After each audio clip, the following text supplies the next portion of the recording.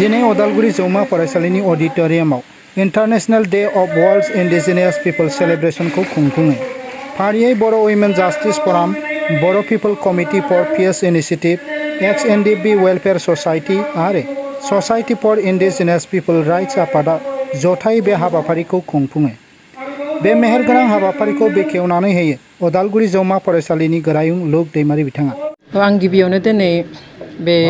बुहुमनि थागिबि सान एबा इंटरनेशनल डे ऑफ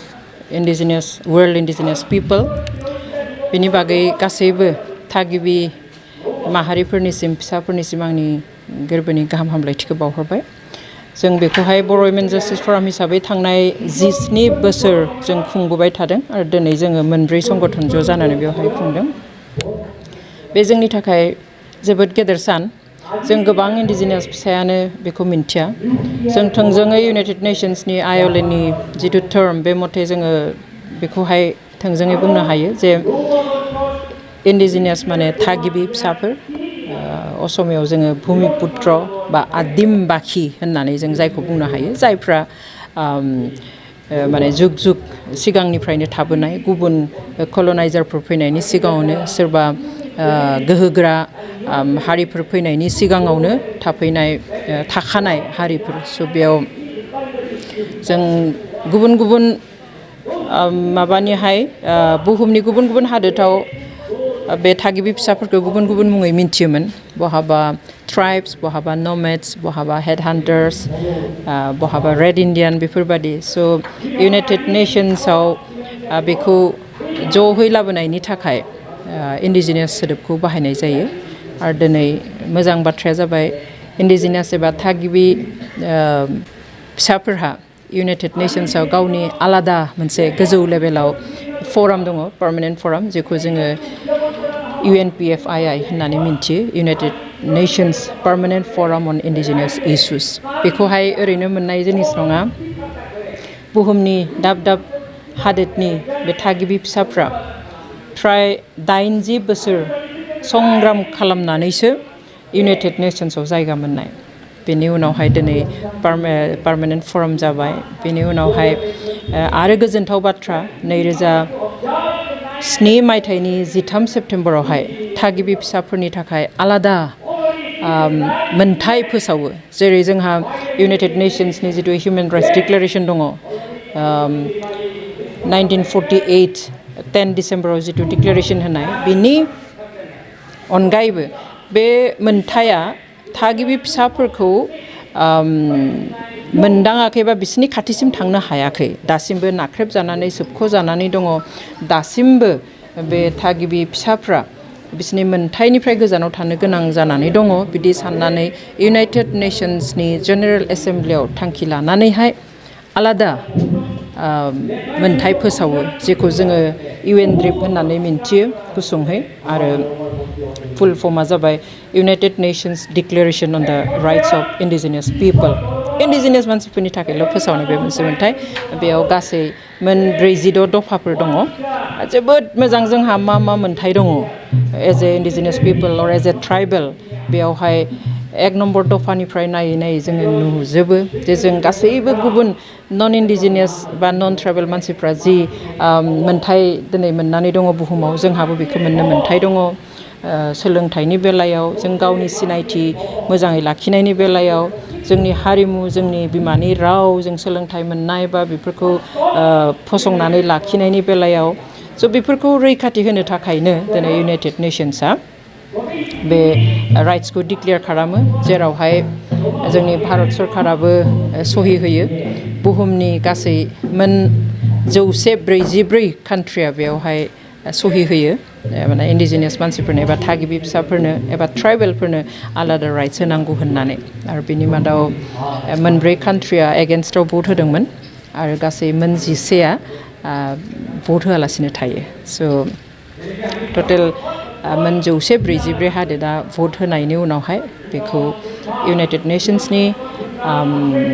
जिथु जेनेरेल एसेम्ब्लि बेवहाय रिजलिउशन्स लानानै फोसावनानै होयो। नाथाय इंडिजिनियास हिसाबै जि मोनथायफोर दङ बेखौ बर' माहारिया दिनैसिमबो मोनफुंजोबदों बायदि मोनो। मोनफुंजोबनायाथ'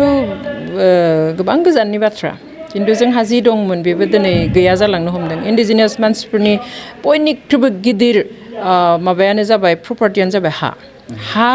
without land indigenous people cannot survive बे मोनसे बाथ्रायानो दङ हा गैयाब्ला जों थांनानै थानो हाया ट्राइबेलफ्रा खिन्थु दिनै जोंनि हाखौ गभर्नमेन्ट मेकानिजमनि आन्दाराव लांनानै बेखौ जिबादि बाहायनो हमदों बेखौ जों दिनै मोजाङै प्रिजार्भ खालामनो हायाखै दिनै गासैबो बाथ्रायावनो सोरखारा आखाइ होनायखाय इन्डिजिनियासफोरनि जिथु राइट्स दङ जोंहा ट्रेडिसनेल नलेजनिफ्राय लानानै जोंनि हानि मोन्थाय जोंनि गावखौ खुंनो मोननायनि जिथु सेल्फ डिटारमिनेसन एबा सेल्फ गभर्नेन्सनि जिथु सिस्टेम बेफोरावबो जोङो गावनि बादि खुंनो हायाखै आसलथे बेयावहाय फोसावनाय मथेब्ला जोंनो राइट्स होनाय मथेब्ला जों जेरै लुबैयो जोंनि मथे जोंनि हारिहा खहा जायै बादि जोंनि हारिनि थामोनथा जोंनि हारिनि समाजनि जिथु बेबस्था जिथु जोंनि ट्रेडिसनेल नलेज जोंनि हारिमु राव बेफोराव जेबो खहा जायै बादि जोङो गावखौ खुंथाय माने खालामनो मोननांगौ खिन्थु दिनै जुदिव जोंखौ 6 शिड्युलनि आन्दाराव मोनसे प्रभिजन होनानै दिनै जोंनो मोनसे फिसा अट'नमास काउन्सिल जोंहा दङ गावखौ खुंनो मोननायनि बे मोनसे लामामोन खिन्थु दिनै जोङो बिनि गेजेरजोंबो खुंनो हायाखै जायनि थाखाय दिनै जों गासैबो बिथिङाव जोंनि सिनायथिखौनो खोमानो गोनां जानायनि लामायाव फैदों आरो आसामाव नेपालिफोरखौबो माने प्रोटेक्टेड क्लास बे आगोलावनो होनाय दंखायोमोन माने नेपालि हिसाबै दङमोन खिन्थु गुरखा हिसाबै गैयामोन खिन्थु दा बेयावथ' नेपालि होनलिया गुरखा होनबाय गुरखा होनोब्ला बिसोरनि हाइ क्लास मानसिफ्राबो हाबफाजोबो जायनि थाखाय बियो जोंनि थाखाय दा असुबिदा क्रियेट खालामदों गिहोदों जोंखौ जोंहा फिउचारा मा जाहैगोन दिनै ट्राइबेल एकर्डिं टु माने इउएनड्रिप ट्राइबेल हायाव जुदि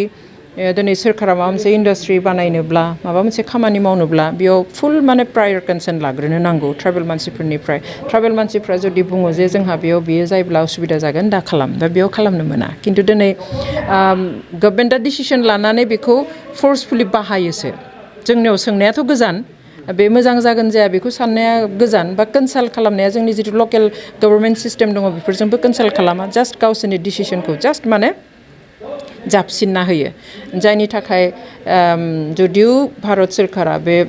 इउएनड्रिपनि स्पेशल थागिबि फिसाफोरनि मोन्थायनि जिथु डिक्लेरेसन बेयाव सहि होदोंब्लाबो बियो मिनिंलेस जानानै दङ जों बेबादिहाय जेबो मोननो हायाखै बेवहाय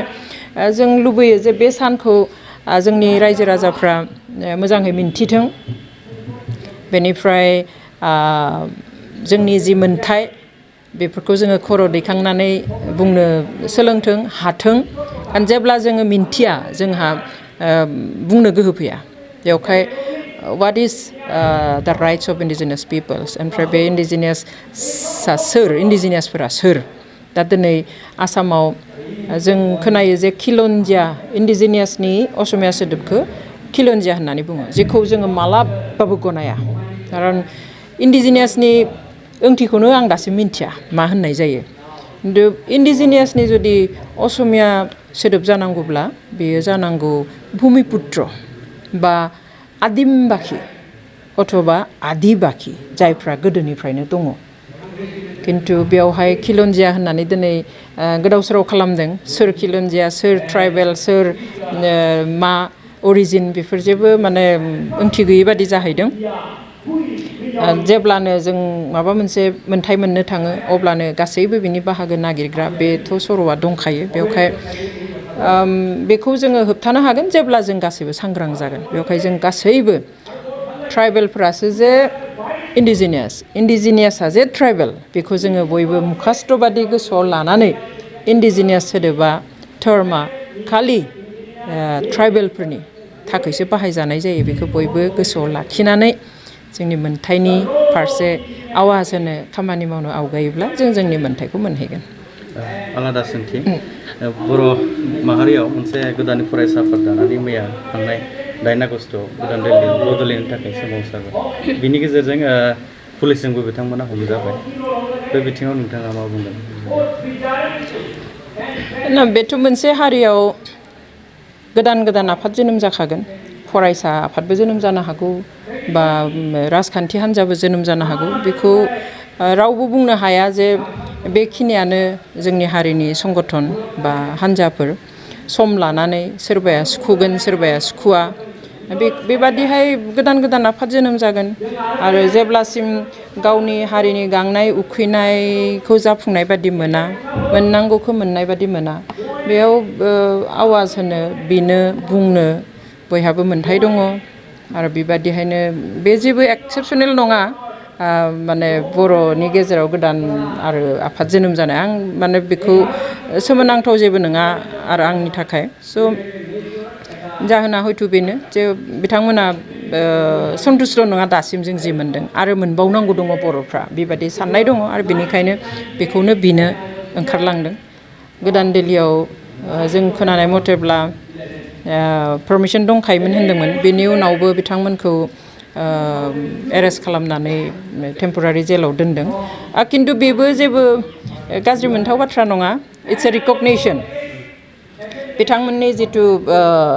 मुभमेन्ट बिनि मोनसे रिकगनिसनसो बेयो सिक्रिटिसो जों गोदो गोबां बेफोरबायदि प्रग्राम खालामबोदों बहाबा फेक एनकाउन्टारनि नामाव बहाबा आर्मि रेप खालामनायनि नामाव जोङो इसिबां माने प्रटेस्ट प्रग्राम खालामो अनेक सम जोंबो बेबायदि एरेस्ट खालाम दोनजादों पुलिस थानाफ्रावहाय फुङाव ओंखारहांब्लानो बास लानानै लाङो माने लामा गेजेराव दख'ना सख'ना खुफ्रुनानै होनाय जोंनि माने ओरैबायदि गाज्रि जिटि बिसिना होनाय आसाम पुलिसफ्रा ब्लेक पेन्टारफ्रा बेफोरबायदि सम जोंबो मोनबोदों गतिके एनि मुभमेन्ट एनि प्रटेस्ट प्रग्राम जेरावबो बेफोर फैखागोन बे जेबो गिदिर बाथ्रा नङा आरो बे मोनसे रिकगनिसनसो